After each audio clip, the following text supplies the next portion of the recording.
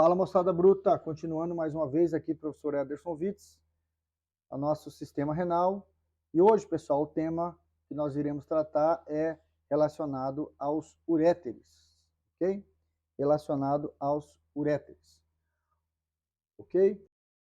Então, pessoal, por que existe esse nome uréter, tá? Essa palavra uréter vem de ouren, tá? Do grego, que significa urinar, ou seja, é um órgão bem similar à palavra uretra, né? Tem essa origem dessa palavra ourin, né? Que refere-se a urinar, ou seja, é um tubo condutor da urina, ou seja, ele é um transportador da urina, ok? Como nós sabemos, pessoal, o uréter, ele é uma via urinária, ou seja, é uma via que vai transportar a urina que foi formada lá nos rins, através da filtragem dos néfrons, que nós já comentamos, e essa urina transportada, ela vai ser encaminhada para a bexiga, tá? Então, repetindo aqui, ó, para vocês visualizar, o rim é onde ocorre a formação da urina. Todo esse cara aqui, ó, né, inclusive aqui dentro vai penetrar uma parte do rim, chama-se pelve. Aí a pelve é a parte superior do uréter, e aí ele vai transportar essa urina para o local de armazenamento, que é a bexiga. Então, 2 aqui é o uréter, 3, quem vai armazenar a bexiga, a urina é a bexiga, beleza? Qual que é o tamanho, pessoal? Cuidado que existe uma confusão que é feita aqui muito. Alguns estudantes, eles, né, de forma inicial, eles acabam confundindo a nomenclatura. Uréter de, né?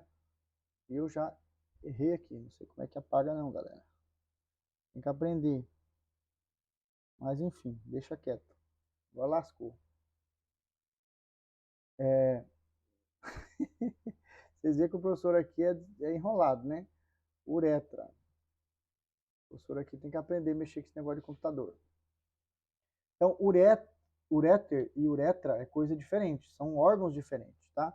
A uréter, ele fica aqui, ó, entre o rim e a bexiga. A uretra, pessoal, fica aqui embaixo, ó, entre a bexiga e o meio externo, né? Dependendo ali, homem ou mulher, né? Então ele vai se conectar com o meio externo, através dos ósseos, né? Então, o tamanho, tá? O tamanho do uréter, ele é aproximado igual, tanto no homem quanto na mulher. Claro que na mulher, pela questão de tamanho, ela é um pouquinho menor, né? Pela questão do tamanho, mas não tem a diferença que tem o tamanho da uretra. A uretra feminina é muito menor do que o uréter, a uretra masculina, tá? Mas os uréteres, eles têm um tamanho aproximado, beleza?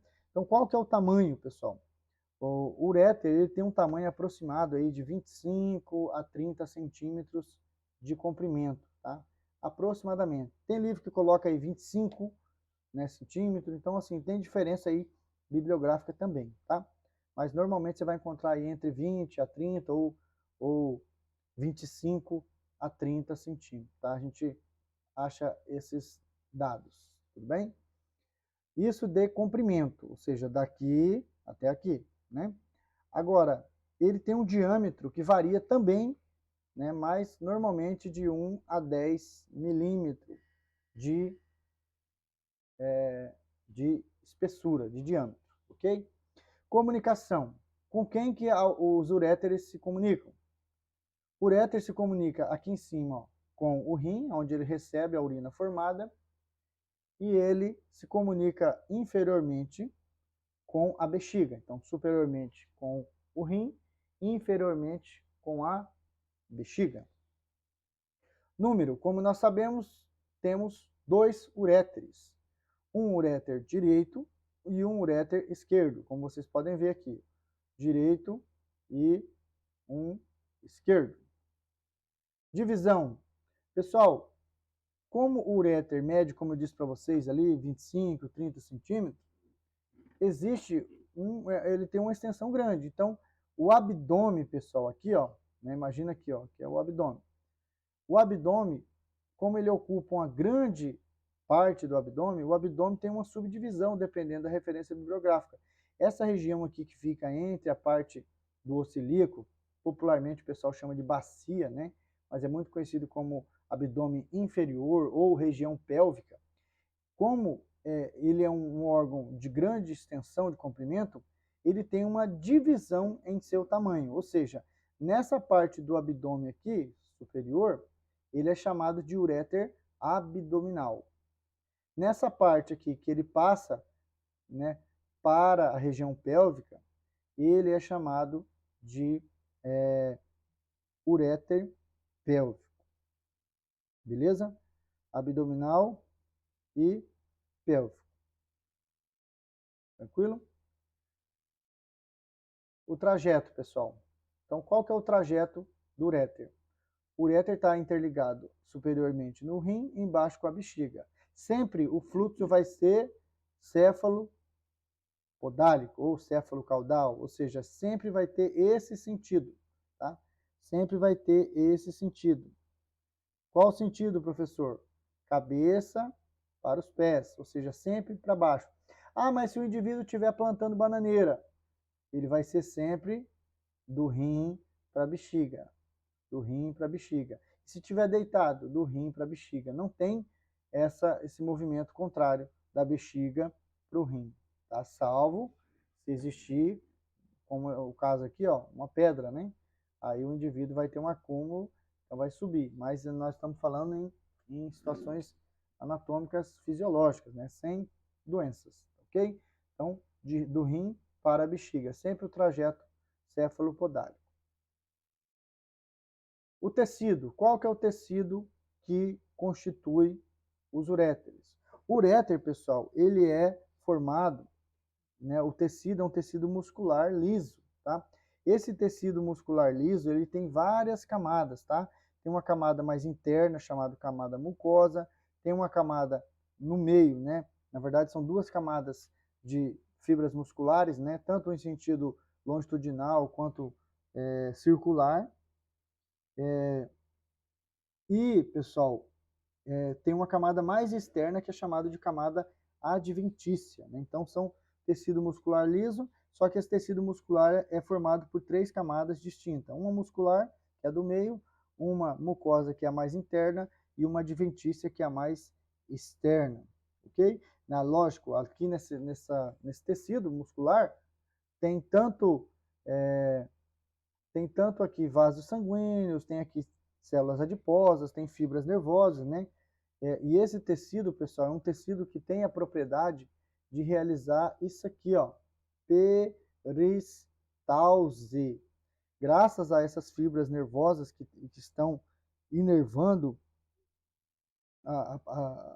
os músculos aqui, os uréteres realizam contrações. Por isso que mesmo que você esteja deitado ou de ponta cabeça, sempre a contração vai ser daqui de cima, ou seja, do rim para a bexiga. Ele vai impulsionar, empurrar a urina para a bexiga sempre, tá? Então vai ter dessa forma aí. Dá sempre um trajeto descendente, ou seja, céfalo-podálico. E a pelve. O que é a pelve? Pessoal, o uréter, ele, na parte que ele penetra o rim, tá? Aqui dentro, ó, ele vai se dividir nos cálices maiores. Então, essa região aqui, ó, é chamado de pelve. Depois aqui, ele é chamado de uréter propriamente dito. Então, a pelve, o que é a pelve? Pelve é a extremidade superior do rim, ou seja, a parte superior, perdão, a extremidade superior do uréter. Deixa eu corrigir aqui a minha fala equivocada. Então, a pelve é a extremidade superior dos uréteres. A parte superior dele é chamado de pelve, tá?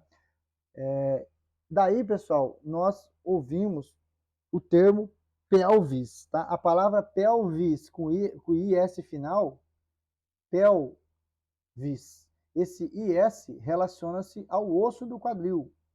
A palavra pelve refere-se à extremidade superior do uréter. Então, cuidado que quando a gente fala região pélvica, nós estamos falando pélvica graças ao pelvis aqui, ou seja, os ossos do quadril. Então, região pélvica, aquela região que fica entre os ossos do quadril. E pelve refere-se à extremidade superior do uréter, tá? essa pelve, pessoal, ela é também chamada de bacinete, tá? Talvez vocês vão achar esse termo aí associado. Pelve ou bacinete é a mesma coisa, tá? A peristalse eu já comentei, pessoal. Lembrando que a peristalse são essas contrações. Essas contrações, elas são ritmadas. A cada determinado tempo, começa uma contração muscular aqui na parte da pelve e ela vai continuar até empurrar a urina até a bexiga. Então, ela é um trajeto descendente, como a gente já viu, tá? E essa peristalse, ela vai movimentar a urina, né? Se eu tiver de pé, é a favor da gravidade. Se eu tiver deitado, né, ele vai ter um impulsionamento maior, ok? Normalmente começa uma contração, que ela é uma contração ritmada, normalmente de 1 a cada 5 minutos nós temos uma contração. Quanto mais rápido você formar urina, quanto mais se você estiver ingerindo e filtrando e formando urina rapidamente, mais peristalse vão ocorrer para poder impulsionar essa urina aí. Beleza? Tranquilo?